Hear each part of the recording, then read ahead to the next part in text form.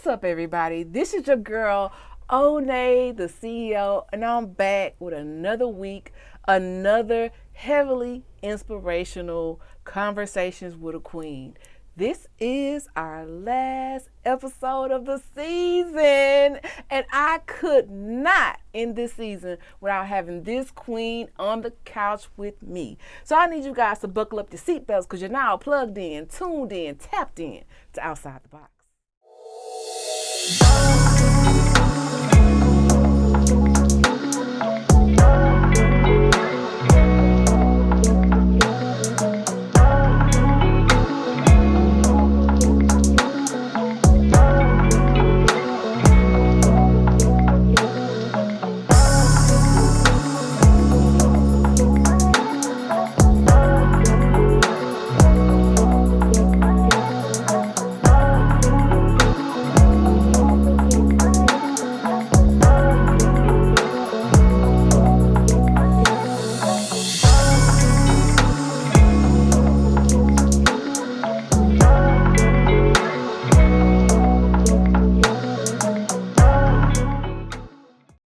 Now, the woman that I have on the couch with me today, she has inspired me in so many ways. She's just not an entrepreneur that I know. She's actually a friend of mine. And so I wanted to introduce her. She's an author. She's a businesswoman. She's an entrepreneur. I want you guys to give it up for Dahlia McCutchen. Thank you for having me again. Again, yes, because you were like 4 years ago. 4 years. We had you on Oustide the Box as well. Yes. But this time, we getting some real layers pushed back because now you can ask me questions.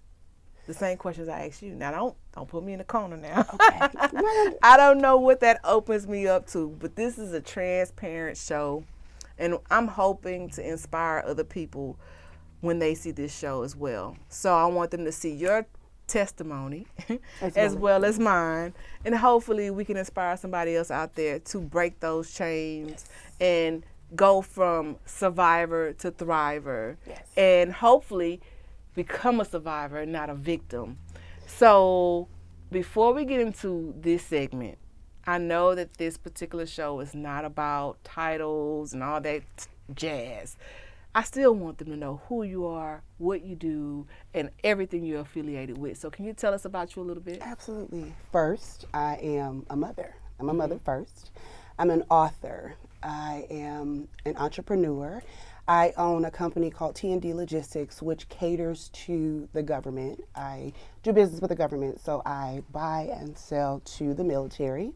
I am an upcoming screenwriter, so I'm super excited about that. And I'm just an all-around the way girl from South Philly. You didn't tell us about you being an author. I'm going to call you out on that.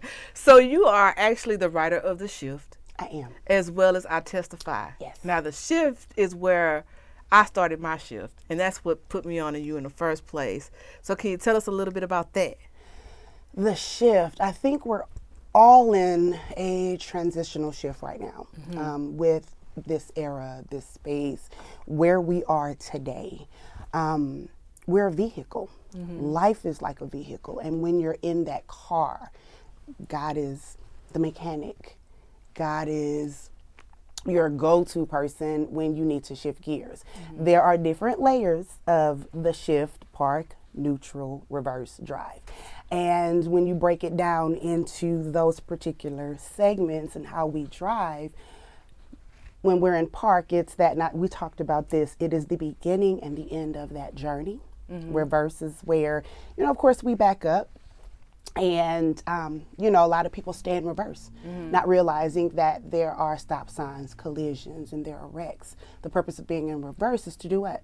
Back up and turn around so that you can begin your drive. Your drive is supposed to be safe, but when your drive becomes stagnant and you're stuck and you can't get to the destination, what do? You push yourself in neutral. You go in neutral and you allow God to push and pull you into the direction that you need to go. And when you get stuck in neutral and you feel like God does not have the wheel, You give him the entire wheel. You give him the car, and allow him to do with that vehicle as he wishes. If he says, let's junk the car, God can take that entire car like we do regular cars. You take it to the junkyard, you take it to the mechanic. And in my situation, when I wrote The Shift, I was a total wreck. And so I gave my vehicle, my body, myself to God, and let him do what he needed to do with this vehicle so that I could drive into my destination and my path that was destined for me, so that I didn't run into. Now, you have definitely went from surviving to thriving. A lot of us are not privy to your story or your testimony, but I am. And we have a lot of commonalities, similarities. I don't know why I can't talk today, but I can relate on so many different topics with you as far as where we came from, what we're going through. And it's something, you know, even though it's not on this tablet for me to ask you, I'm just led to say that so often us sisters, we don't have an opportunity to heal from our childhood traumas. And so we suppress them until we become adults and we actually consistently relive those traumas. And I always wrote this quote. I would always repost it on my social media. And I had a very pivotal moment this week because I said that never let a bad situation change you. Change the situation. Irony is not always ugly. But by living by that motto, I was not changing myself. Because it says, never let a bad situation change you, change the situation. Then there means there's no growth, there's no retrospection, there's no... So actually, those bad situations should indeed change you. Because if you don't change, i.e. learn from it, you're going to repeat it. So it was like an aha moment, you know, instead of me, because even though I was a victim, I kept finding the same person in a different body bag because I wasn't changing. I had to reach down and change me, my habits, my patterns to understand who I was so that I could stop even being attracted to the same type of toxic cycle. So you are a domestic violence survivor just like myself. Can you tell me a little bit of your story or where it all started for you?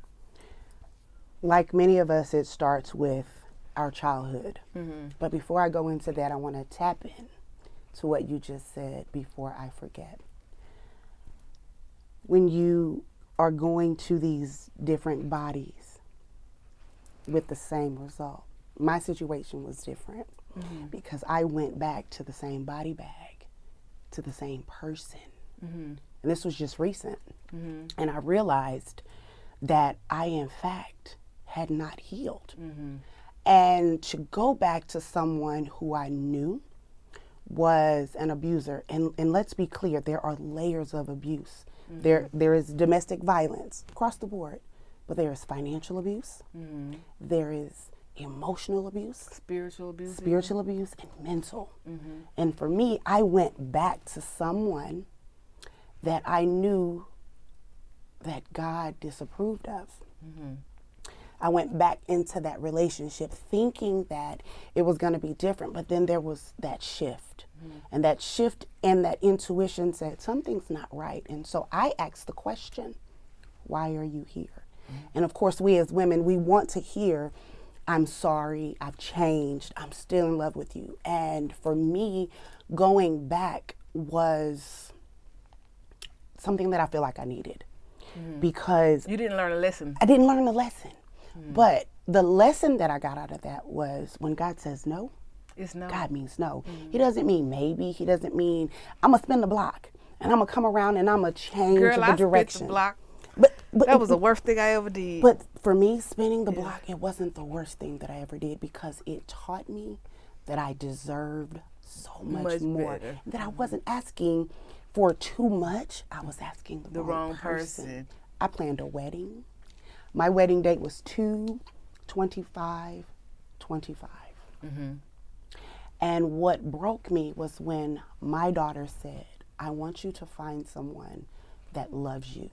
So when we spin the block and we go back to this person or the different bodies looking for what it is that we're missing, we're really not missing anything. No, we're never missing anything. No. It's a mindset. That's where the shift comes in. That's where the shift comes in. That's where the shift comes in. And so I shifted gears after about 8 months, December of 2023. And I made the decision that I thought I could never make. And that was giving this person an ultimatum and walking away. And this time I walked away with my peace, my dignity, and my heart posture still intact. And so when I think about domestic violence and me being a survivor, I've been raped, I've been molested, I have been beaten almost to death, all of by the age of 16.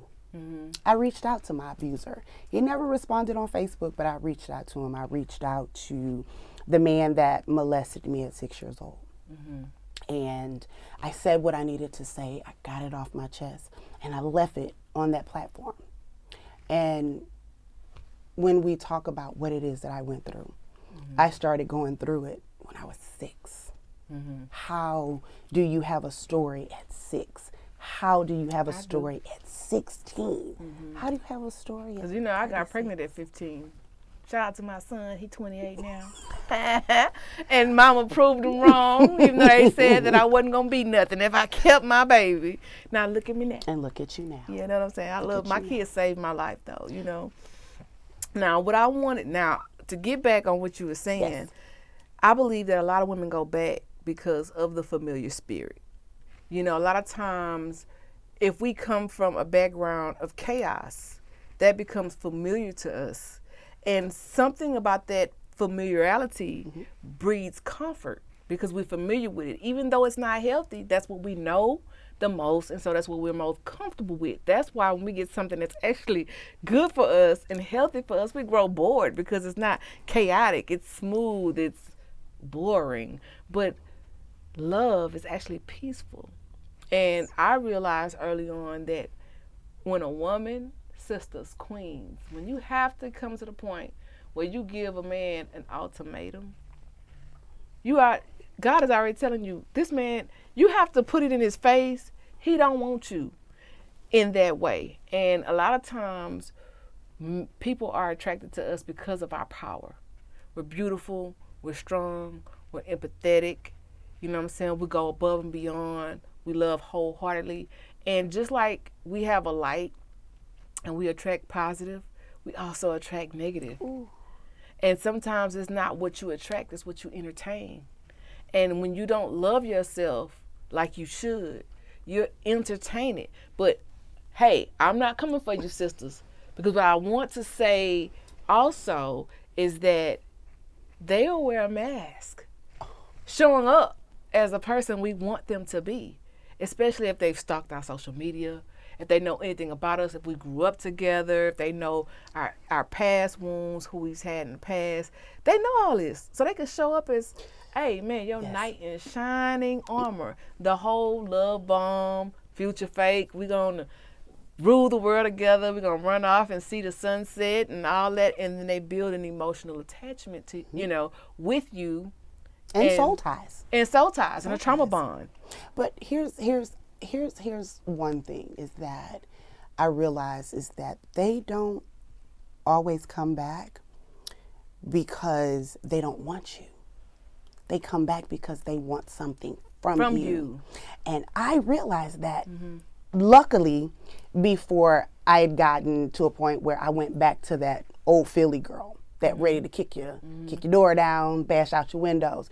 And I knew then that I was still healing, but that I was growing. I'm gonna get a little bit deep here because my situation involved my child. Okay. And being mentally and financially abused by someone that you feel like you can trust. And then this person has someone that they're with that you can't trust. And when you spoke on stalking and all of those things, that's something that I had to deal with. And I knew that I was in a place of regaining my power, and that I, in fact, had given God the wheel, because I had to be okay with my child going somewhere where I didn't trust the individual. And there were documents, court documents, that I put into place because I didn't trust these two people. But I went back to a man that I didn't trust. And when December of 2023 came around, and I had a conversation with my boss and my friend, and I was talking about how I was putting all of my personal business out on the internet. And shout out to Kelly Payne. She said that we show the world the edited version of our life. We do. And I showed the world the edited version, not the healed version, not the hurt version. I showed them what I wanted them to see.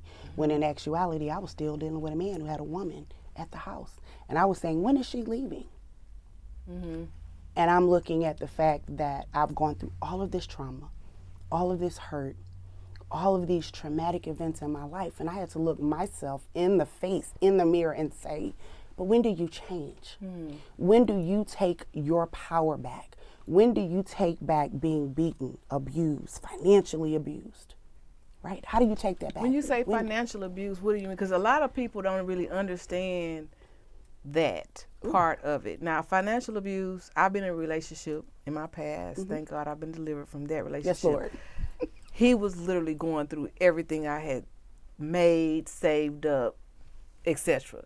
And then on another spectrum, I've been in a situation where someone basically gave me whatever to keep me satisfied, but got me accustomed to a certain lifestyle. And then when they wanted to punish me, they just wouldn't do it. They took it away. And so it has literally created me to be hyper sensitive to the fact that, or my success, I can say, or the fact that I have like different businesses or different lines of work is literally a trauma response from somebody leaving me out in the cold, or abandoning me, or punishing me and turning off my water. You know what I'm saying? Just so that they can manipulate me, or I'm gonna give you some money so you have sex with me. And now you feel like you're obligated because nobody else is doing this for you, and the least you could do is have sex with them. But everything in your body is like, no, like, you know, who wants to feel like that? Who wants to feel like a prostitute? Right. You know what I'm saying? Because the money they're giving you really ain't worth that. You know what I'm saying? But that is still a form of abuse. It is. That's what that's financial abuse. Yes, but in my situation, my financial abuse was giving. And I was finding out that, you know, Tina, Turner, Stephanie, Quanisha, Belinda, everybody was getting meals and on your tab. On my tab. And I was getting money from someone who had millions of dollars, and I didn't have to have sex. Older, white. Sidebar. First of all, let me tell y'all guys something. Y'all think, because y'all breaking a little bread, that y'all supposed to get some head and some open legs. But it's men out here that really got their shit together, that's dropping big bank, and they are not expecting nothing in return. And you know, I took my children. Maybe they are, but they are real suave about this shit. Like, it's like, hey, you know what? I see what you're doing. Let me bless your game. And you might not hear from them for 3 weeks. You know what I'm saying? But here you got somebody giving you a little lunch money, and they think they supposed to be able to hump on you like the Energizer rabbit. But the lunch money that I was getting, I was giving. And I was putting money in someone's pocket, and I was being financially abused. Taken advantage of. I was being financially abused because they knew that all they had to do was ask. They knew that they could manipulate. I was dealing with a narcissist. Yeah, buddy. And when you go through being beaten and all of the other forms of abuse, and then you get into a relationship with someone who they're not physically abusive, but They're mentally, Covert. and emotionally. Covert narcissists. Yes. So when you meet them, they put their best face on. When the friends meet him, he's so lovable. He buying drinks for everybody. But then when he get home, he's Jekyll and Hyde. Listen. The mask slips off. You get the interrogation. You get the isolation from the friends and family. That's another thing that a lot of people don't acknowledge. Because when we first get into a relationship, we're so excited that this person becomes our best friend, our everything, our plus ones. They go everywhere with us. Before you know it, we're not brunching with the girls on Sundays no more. We're not taking the girls' trips with the girls no more. He the plus one on the trip. He the plus one at the galas. He the plus one everywhere you go. And then before you realize, you look up and you haven't seen your girls in a while. You're not getting the invites you used to because you're completely isolated from your friend, your support group. And once you become isolated and the mask slips, you realize you're actually alone. Like you've literally isolated yourself and it has happened so gradual that it wasn't an overnight thing. It came from, I'm going to go out with my girls, and then they start calling you, blowing your phone up, ruining your day, and it turns into an argument when you get home to the point where you don't want to go out with the girls because you just want to keep the peace. So you're going to go along and get along, but before you know it, 6 months have went by, and you've been going along to get along, and you're no longer satisfied. And the minute you try to develop some autonomy about yourself, it's a different form of abuse because they have to find another way to control you. If they can't stop you by controlling what you do with your time, then maybe they can punish you by taking away your allowance or taking your money without you knowing. They'll steal from you. You know, I've had someone literally steal money out of my purse. I had someone do that years ago. Yeah, I was like, young. I didn't take your money. Oh yeah. And you know, I didn't. And I know we're running off Girl, you here. good. This is a conversation, not an interrogation. Okay. For me, I didn't isolate myself. Yeah. My person then wanted me to go out, wanted me to be a part of the elite, wanted me to go, be seen. Because if I was moving up, then whatever I'm getting, I'm going to come back and I'm going to reach and I'm going to pull you up with me. And that's my style. And I'm learning how to be discerning with that. Yes, Keep going. Yes. And I'm pulling, people up with me, and I realized that this one person, and for me, and I've been in different relationships, celebrity relationships, regular relationships, and it was that one relationship that broke me to my core. And it seemed that all of the scars, internal and external, the beatings, the mental abuse, all of the things that I'd went through, nothing compared to what I went through with this one particular person. And it was so sad because I realized that I was still dealing with all of the trauma. Go back to what you said, those childhood traumas. And my sister and I had a conversation about when our parents and our grandparents and their parents before them, when they don't know how to love, that rolls over onto us. And then we have to pick up the pieces and we have to figure out how to love, which we look at our kids, you look at your son and I look at my son and my daughter and I'm even like, I dropped the ball because I didn't know. You know what I'm saying? And that's another thing. Like they can only parent you from their level of perception. Exactly. And what was taught to them. It's just like being brought up in a strict household. Well, girls have to do this or boys have to do that. That's what you learn. That's what you're taught. But that's not always healthy. You know what I'm saying? It's just like discipline. A lot of the discipline that was inflicted on me as a child was some slave shit. It's no way in hell my mama should have been whooping me with an extension cord and leaving blood.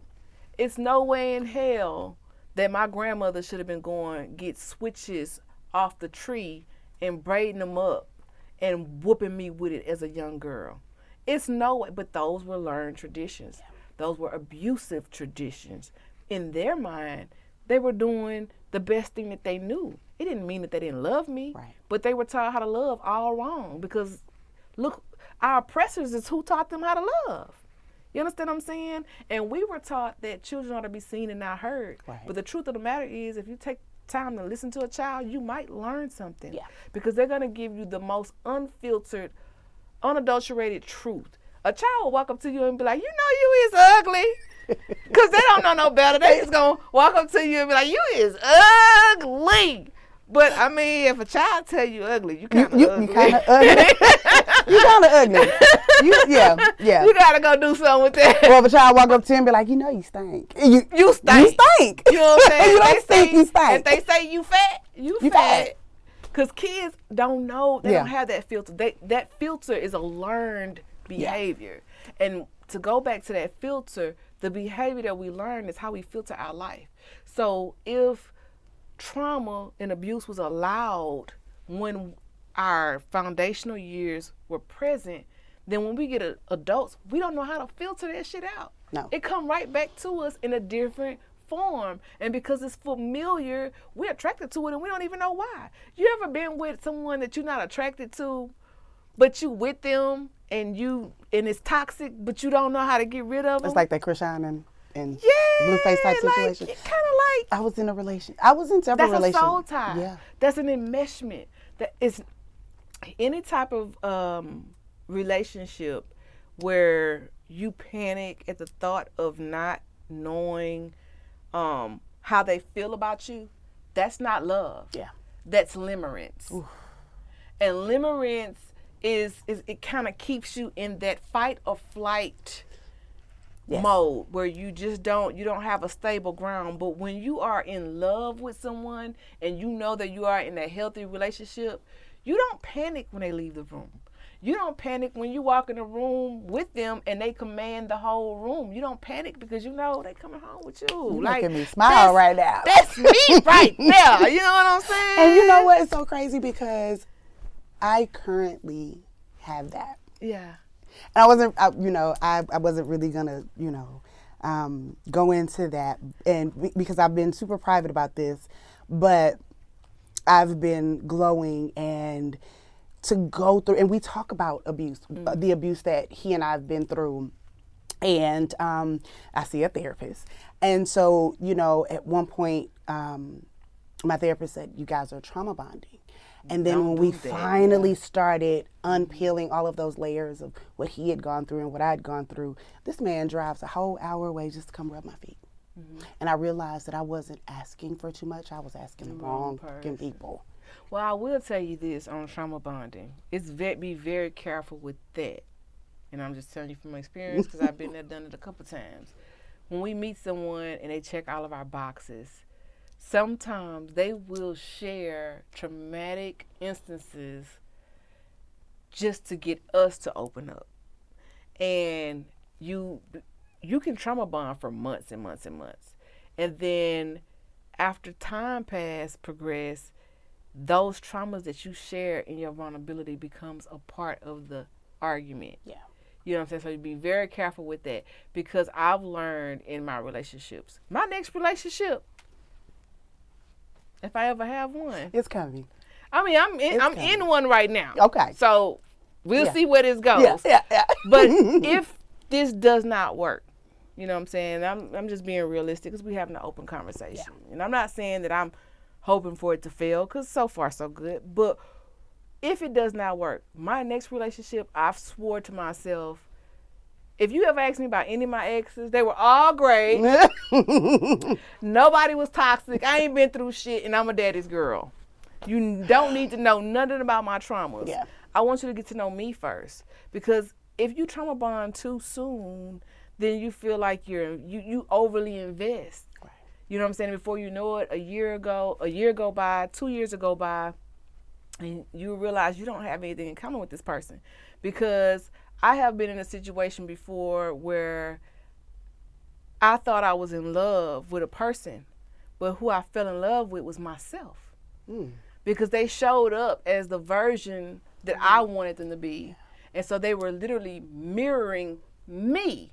They were mirroring my wants, my desires, using my quotes on me, basically. And I'm like, oh my God, you're finishing my sentences. How did you know that? Because a monitoring spirit will sit back and monitor. They want to know everything about you. They want to know all of your fears, your traumas, your triumphs, your successes, how much money you make, What are your education level? What are your dreams? What are your goals? What are your hopes? What are your aspirations? Let me help you get ahead. They'll even help you, quote unquote. When did you see that they were doing all of that? What did months pass by? It took a year before I realized that I was in a toxic situation. Well, no, but wasn't toxic. It didn't know. That's the thing. Like the person that I was dating was perfect. Was perfect. Didn't do nothing wrong. I found out from a phone call. Oh. And 60 screenshots. You gotta be careful about them screenshots. Man, the receipt queen, girl. Listen, You is the MVP. Let me tell you. But listen, I've been through that a few times, and I'm tired of it. Yeah. I'm tired of a woman coming to me, hey, Shirley, this is Barbara. And so I take my time. You know, like the guy I'm in a relationship with now, we've been dating for a while. It's cool. I feel like we're still growing and getting to know, and I'm not putting an expiration date on that. Right. You know, and I think that he was triggered by me saying that marriage is not a goalpost for me. And it's not that I don't want to be married. It's just that's not a goal for me. A lot of women make marriage, the wedding, the goal. The goal should be being with somebody that's happy, healthy, secure, an autonomous being that are okay with being alone, knowing that I'm still coming home. That is what a healthy relationship is. Some people, they put marriage in the front line and they get married, and then they have a toxic enmeshment because now you done got said I do, but you really don't. So you're speaking to me because and I'm glad that you said that, because I put marriage ahead of everything.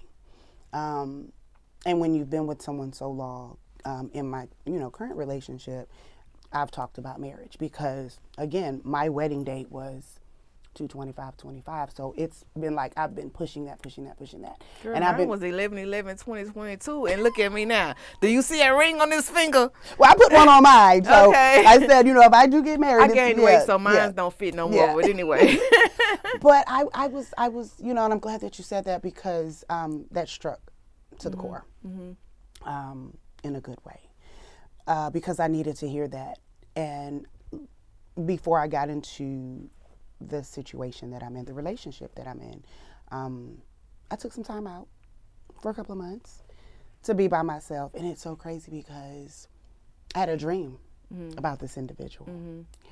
And the first thing that I did was I got up and I picked the phone up and I went straight to, his page, and I called him like, hey, are you okay? Because it was a bad dream.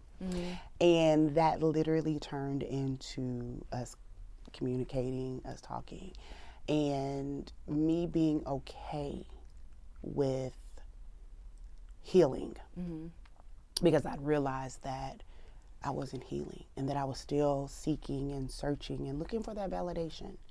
And then when I finally realized that some people just ain't shit people, you leave ain't shit people where they are, I realized I had to do that, because when you tell people, you and I can have a conversation about our abuse, and we can bond, and we can feel empathy, and we can hug.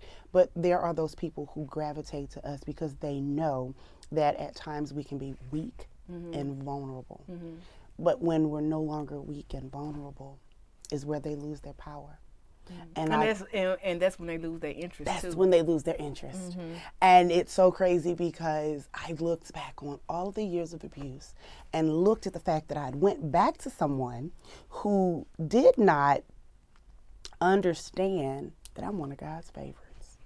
Now, let me ask you a question. When you went back, because you already knew that you had to leave when you left the first time. But when you went back, where were you? In a great place. In a great place, and I'll tell you, and this is, oh my goodness, I was in a great place. When... Because the Hoover always come back when you get back on your feet. Oh, God, yes. Okay. So, I'm going to keep my emotions intact. I lived in last time I was on your show, I was in a 2-bedroom apartment, and I masked everything. I'd given the edited version of my life, right? And I told God, I said, I'm going to move. You're going to give me a house. You're going to give me a car. God, we talked about the car. God gave me the new car. And I wanted this BMW so bad. And God didn't give it to me. But then he turned around and he gave it to me. But he gave it to me when I had the house. He gave it to me when I had the great paying job. He gave it to me when my book was selling. And when this person came back, I was in a place of, I was financially on top. Was and is financially on top. Everything was going great. I'm writing again. I'm happy. I'm glowing. I'm not in a relationship. And I pick and choose where and when and who and how, right? Mm-hmm. And when I say everything was on, I was on top of the world. Mm-hmm. And I get this one phone call. Can we talk? You sure? You know? Mm-hmm. And then that can we talk was, I need to talk to you in person. Mm-hmm. We as women, again, we have that one person that just pulls at those heartstrings. If anybody can pull your heartstrings, you need to heal, girl. Listen. And, but that it again. Before I get into that part, I was in a very, very great, amazing period of my life, and I was what I thought was over this person, and I'll never forget. And this is a very personal moment. We went to dinner. Or brunch, or I can't remember, brunch, lunch, dinner, whatever. We went to eat. And so we get to the car, and he tells me to sit in the car. And before I knew it, he's on top of me, kissing me and hugging me. And I'm like, wait, what's going on, right? You have a situation, right? And in that moment, and it's just so crazy, I literally felt in my spirit, this ain't nobody but the devil. But it felt good. But let me tell you something. When it was all said and done, and it was time to make the decision to move on, to move up, to let go, I realized that I was doing it for all the wrong fucking reasons. I was doing it because I knew that there was a woman watching, paying attention, a woman that he was going home to. And I was doing this as a get back. To who? To her. But let me tell you where I knew that God and I had saw eye to eye. Because I heard God said, I have elevated you. I have put you in a position to where you are evolving. Let me tell you, not to cut you off. That's okay, cut me off. Because when you're in a toxic situation, I just got like a chill. Come on. One of the telltale things is they will triangulate you with another woman. And you'll make this woman your enemy, and she in the same predicament you in. Come on. You know, I've said it before and I say it again. There is no man walking the land that can triangulate me against another woman. If he has opened the door for you to be vulnerable and have sex with him, y'all do a little sucky, all that, whatever y'all nasty stuff y'all do. I'm glad somebody doing it, but hey, don't be mad at me. Yeah. Because he playing in your face and playing in mine. But see, for me, it was... Because they will pillow talk with both of y'all. Oh, and that has happened. Yeah. But for me, it was... There were a lot of things that were recently revealed. And some hurtful things, and I don't want to put too much out there because I don't want anybody to come back and be like they won't come see my child. Yeah, girl, you know we gotta be very careful. But y'all don't be trying to put no dots together. Y'all can put them mind together. Your business and all drink your of water. It. Listen, mind the business that pay you. Okay. But the woman was my enemy, but when I looked at my child. And I said, and this is where I knew I grew. This is where I knew I was done. I was over it. Sir, I'm through with you. I'm through with the abuse. I'm through with all of the trauma that I'd gone through. Because when I looked at my son and my son said, Mommy, I want to I said, go ahead. And I was no longer afraid to send my child somewhere where I knew someone was my enemy. And I said, listen. They know I'm crazy, and if they don't, they'll find out. But you go and enjoy yourself. That day, and that day was recently, when I was able to stomach the sis, you're not my enemy. She doesn't even know that, and I'll post it. But you're not my enemy, because that is no longer my headache. And I think it's sad when women find abuse comical, when they find the beatings, somebody else's pain. Listen, that's not my fight, that's yours, because they have to remember. And I remember this fake page was following me, and the page said, karma will skip you and hit your kids, but you got to be careful because you can still bear some. So when you put that out into the world, you have to realize that the atmosphere hears it and it comes back. So where karma can skip you and hit your kids, and you're laughing at someone's pain, and you're laughing that someone got beat up, you're laughing because someone was financially abused, you're laughing that another woman, and I commend you and I salute you for what you said. I could never, another woman, like, how can I be your enemy? And for me, it was like, why am I mad at you? Over some community ping. Why am I mad at you? Because he's still cheating. He's still and now that my spot is vacant, I'm praying for you, girl, because he got to find somebody else to fill that spot. So it is what it is. You have what you have, you know. It's sad that there are women in this world who find domestic violence comical. Not well, realizing. I just don't, I think that some people laugh at things as a way of getting by. Have you ever met someone who, it could be a very serious situation, but they're laughing because they don't really know how to process what's going on? And so in that situation, that person laughing at you cannot necessarily be that they're laughing at you, even though it comes across that way. They're trying to please the abuser. Yeah. At this point. Yeah. They're trying to do whatever. And what's so sad is men can play us in that situation. They can have a main woman at home living with a woman and still live a double life and convince the side woman that they're just as important, if not more important, than the woman that they have at home. They will spend money on you and the side woman. Whatever works, whatever keeps the peace. You know what I'm saying?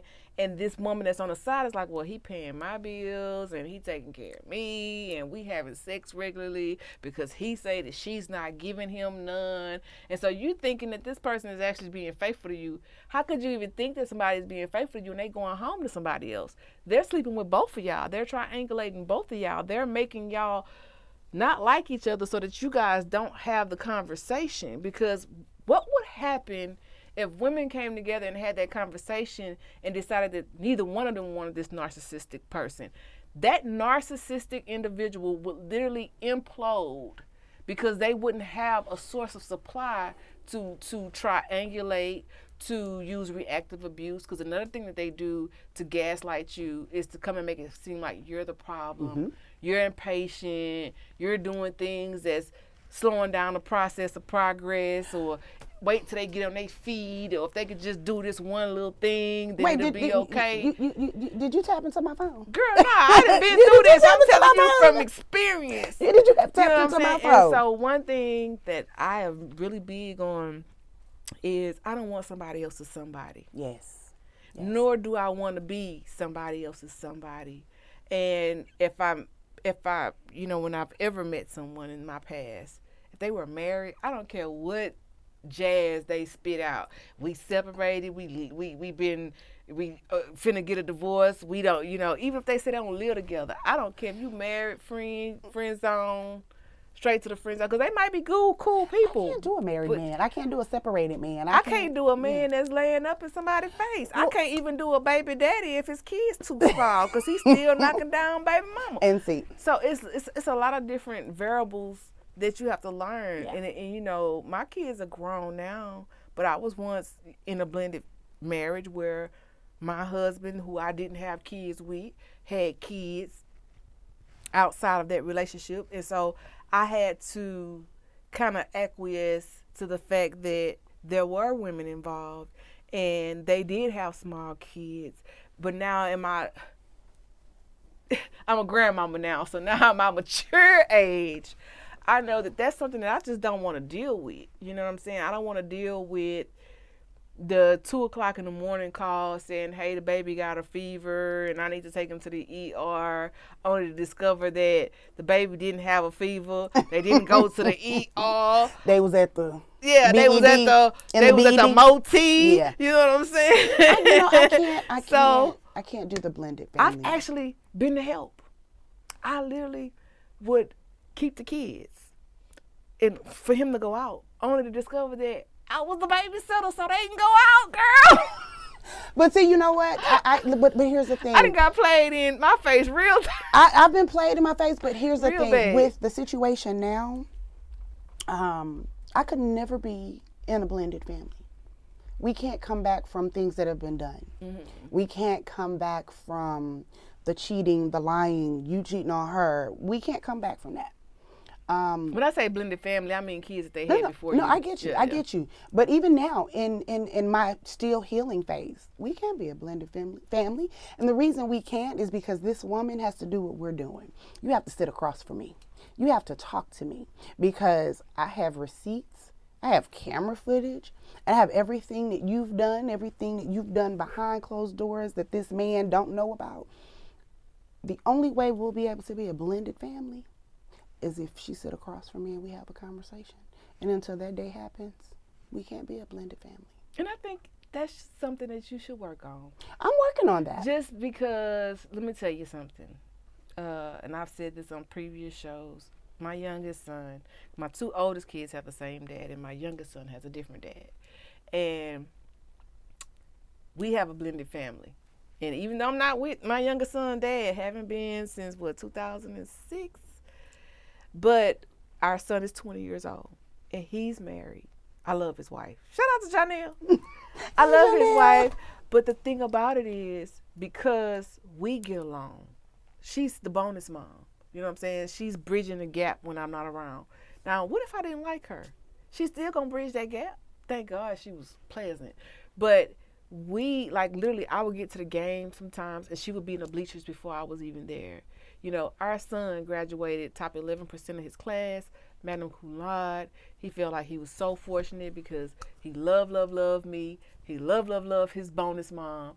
He loved his dad. His dad is an active black father. Shout out to active black dads, Mr. Yes. Manning. Woo! So he really, I can see change the dynamic of how it affected my youngest son. Whereas my two oldest boys, their dad, God bless him, still has some healing to do. And we had a toxic dynamic. One of the things I held dear was I would never keep his kids from him, but I kind of didn't have that good co-parenting relationship with him because he wasn't exactly present. Whereas my youngest son dad was. And even though we weren't good partners for each other, he was a damn good father for his son. And by me having a good co-parenting relationship with the women, because men don't keep up with nothing. Let me tell you something. If I need to call and ask about something, I got to call and ask his wife because she the only one know what's going on, I promise you. So it literally made my life so much easier once we were able. Now, we never had to have the conversation because, of course, me and him were long gone over when she came in the picture. But we still need to have a conversation, even though it wasn't the conversation. But I've been in a situation where I had to have the conversation with multiple baby mamas. And some of them was cool, and some of them wasn't. You know what I'm saying? Yeah. So, but it does. It creates a better environment, especially if you're co-parenting and this person have a third party in the picture. You'll sleep better at night knowing that you have that rapport with that person because still now, your child is over there. You know what I'm saying? Yeah. And I know just from being a stepmom, that dude would literally go get his kids for the weekend and bring them home and would still not be home all weekend. I was I was the one bathing, cooking, feeding, watching. And as far as mama know her, she got a weekend to herself. She don't care who got them kids, as long as they come back home safe. but I was literally the help. You know what I'm saying? So you want to have a good rapport with the person that's going to be around your kids, because you don't know how that's going to affect. Because kids pay attention. They do. Ooh. And they can feel. Even they can feel the words unspoken. They can read a room better than we can sometimes. So they peep when it's a little animosity. They do. They know. Mm-hmm. Yeah. Yeah, they'll come. So let's talk about, because I know we may be running out of time. Okay. But victim blaming and enablers. Ooh. Because sometimes we can have those in our own friend groups. Yes. Like the ones that, well, girl, why you went back? Oh, why did you stay so long? And sometimes that also can create a form of isolation, because when you're a successful woman, and I'm speaking from my own experience, when you're a successful woman and people are looking up to you like, oh, she got all her shit together, she's just doing a damn thing, and then you find yourself in a situation where you have not been treated fairly or less than you deserve, you're almost too embarrassed to even want to share it. And then when you do finally share it, the people that's supposed to love you, support you, protect you, care about your heart are the same ones that's blaming you for making a mistake instead of supporting you through the realization that you made a mistake.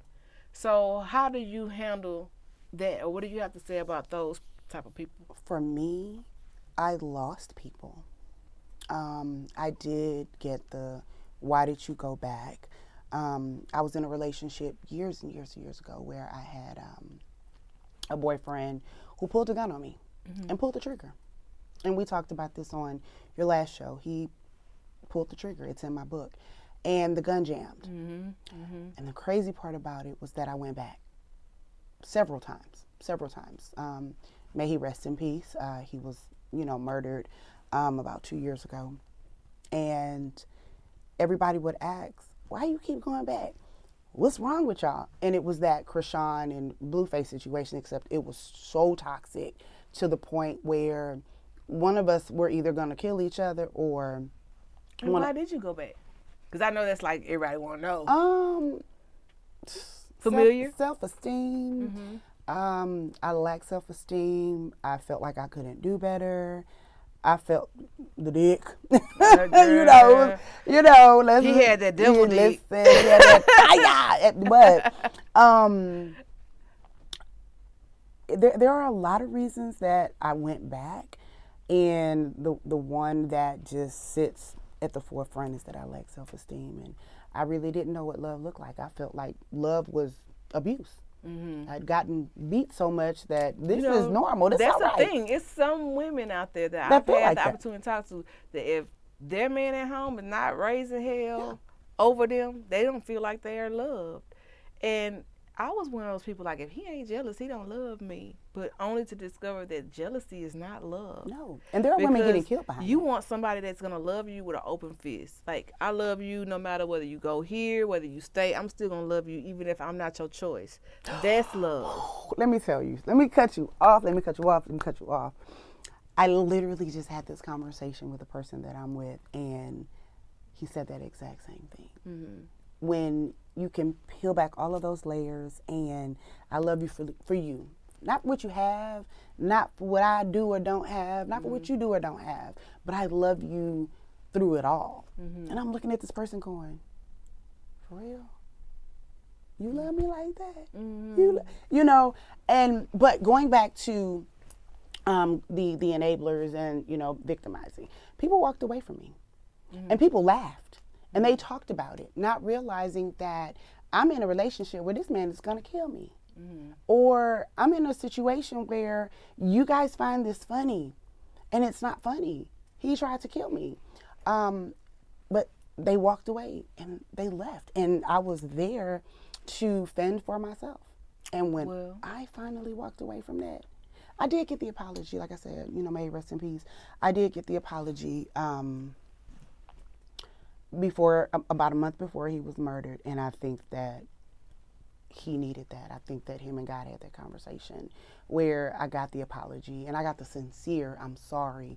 I was like, I've already forgiven you, I'm over it, we're done, but I honestly forgave him because I feel like at that time he needed that. I didn't know what he was going through. And a month later, I got a call and he was like, hey, such and such was murdered. And I was like, they asked me, was I going to the funeral?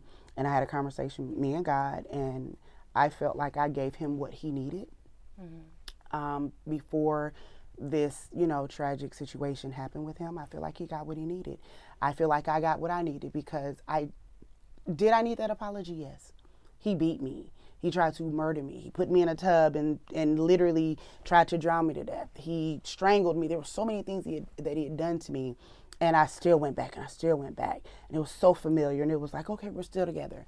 But all in all, he got what he needed, and so did I. So, the abuser in your life, I want to talk about to women that are going through abuse before we go. There's a thing that you should be able to do. I call it journaling. Journaling is a way to outsmart the abuser in your life because they will gaslight you. So if you start journaling, you'll start having aha moments that stand out to you, and you'll start realizing the pattern. And once you start to discover the pattern, then what you can do is what I call manipulating the manipulator.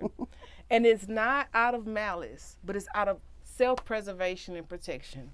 So if you know that this person is abusive, or if they have certain triggers, then you're not acquiescing to those triggers, but you're trying your best not to set up that bomb. Yeah. And while you're working on not setting off this bomb over here, you're also working on building you, getting back to you, getting back to the things that make you feel like a person again. Because when we're in those type of toxic relationships, there come a time when we look in the mirror and we just don't recognize the woman we once were.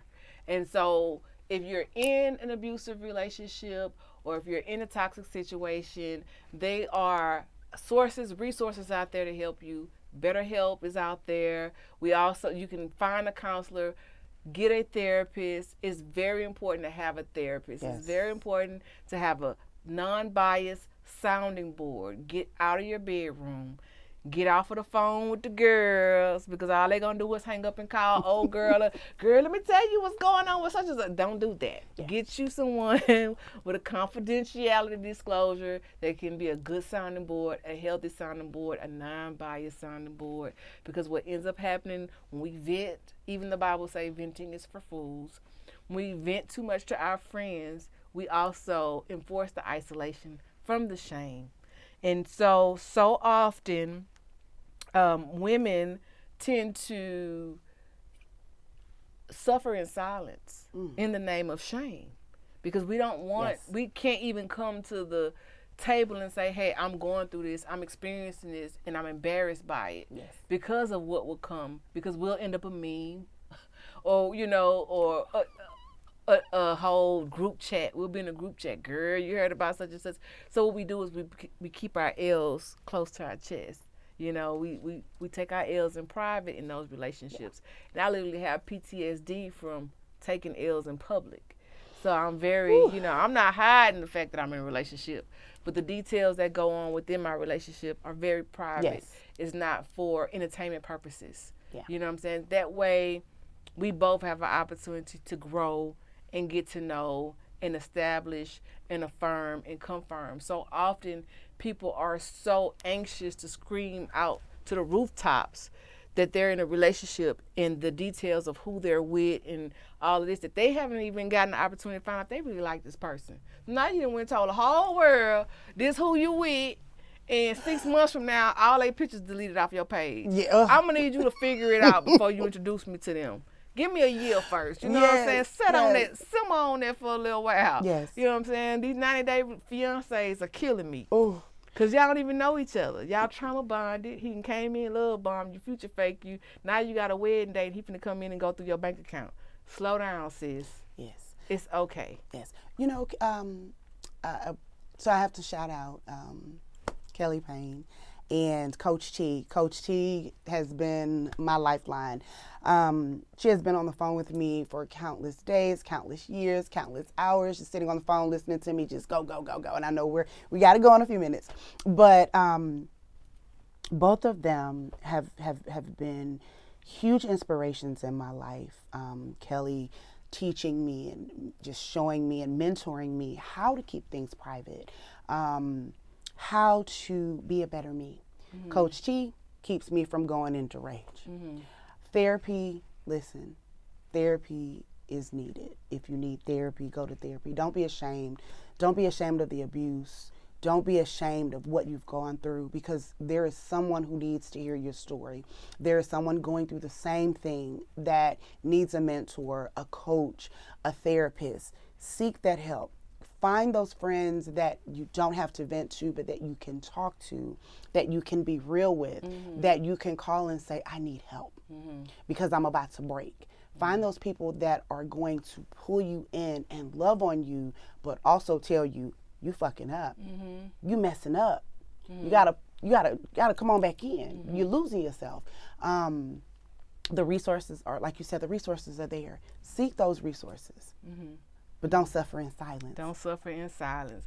Now, I want to thank you. I know we can go on and on. We can, and we will. And so you guys have to catch us next season, because we're going to have something fire coming up for you guys. But for those that are listening and watching, they want to keep up with you and want to follow your story, your mission, maybe even get your books. Tell us what your Instagram page is. I am Dahlia McCutchen. It's DAHLIA MCCUTCHEN. On the screen, I'm sure. Google me. I'm all over the internet.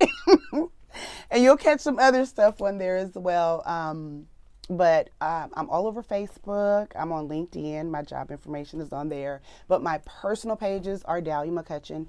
My platform is me. All my first and last name. So y'all can follow me. All right. And I want to remind you guys that we are on multiple platforms. You can find a platform that works for you.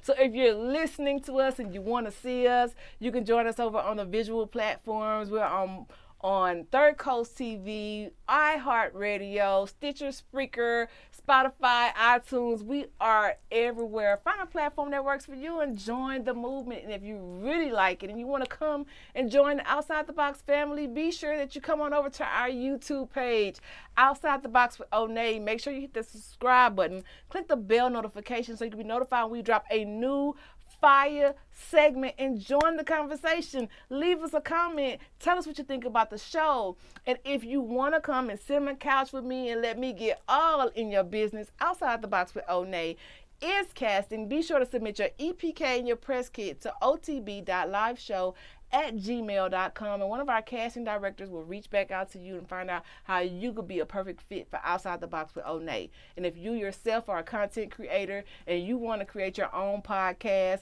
be sure you visit www.onneystudios.com, and you can bring that vision into fruition, and you can become a podcast content creator today. So come on over to Onney Studios and let's make your vision real. I want to thank you, Dahlia. Thank you. For just coming. I love you. I love you too. I love you in private and in public. It is what it is. You know what I'm saying? So yes. I just thank you for just coming and just having some dialogue. Because there's so many different topics that us as women, we don't talk about. We sweep it under the rug. We get up, we do our makeup, we show up, we wear our best face, and people would never even think like, oh my God, you did that, you went through that, you put up with that. Yeah, because I'm human and I'm also going through a human experience, but I'm also humble enough to share with the world that I too have been through some things that are unfavorable. But if I can get through it, I know that you can. And so together we stand together and have conversations with queens. And I hope with my whole heart, soul, and spirit that this series have inspired all those that are listening and all those that are watching. Thank you again, Dahlia. Thank you, Queen. Now, before we go, if there's a queen out there that's going through a season of self-doubt, what would you say to them? Look in the mirror, find yourself, and know that you do not have to be ashamed of what you're going through, and you don't have to edit any part of your life. Don't be ashamed. Live out loud. All right. Well, I'm Onney, and I want to remind you that your healing have to be bigger than your image. The shift can happen if you let it. I'm your girl, Onney the CEO. You're now plugged in, tuned in, tapped in to Outside the Box.